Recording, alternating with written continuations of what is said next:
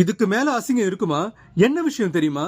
டே பரமா படிடா படி அப்படின்ற வார்த்தையை கேட்டாலே மாயாண்டி குடும்பத்தார் படம் தான் ஞாபகத்துக்கு வரும். அதுல ஹீரோவா நடிச்ச தருண் கோபி திமிரு கால படங்களை டைரக்ட் பண்ணதோட மாயாண்டி குடும்பத்தார், பேச்சியக்கா மருமகன், பேய காணும், காதர் பாஷா என்கிற முத்துராமலிங்கம், மூத்துக்குடி உள்ளிட்ட படங்களையும் நடிச்சிருக்காரு.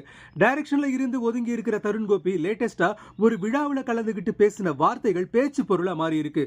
அவர் பேசும்போது ஜாதியை பத்தி பேசினா செருப்பால் அடிப்பேன்டா, ஜாதியை பத்தி பேசு, உன் ஜாதியை கூட பெருமையா பேசு, ஆனா உன் ஜாதியை பெருமையா பேசுறதுக்காக இன்னொரு ஜாதியை போட்டு இழுக்காத.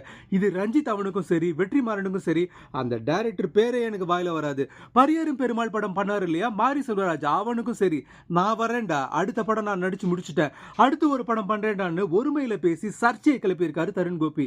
ஆக்சுவலி தமிழ் சினிமாவில் ஜாதிய படங்கள் அதிகரிச்சு இருக்கிறது உண்மைதான்.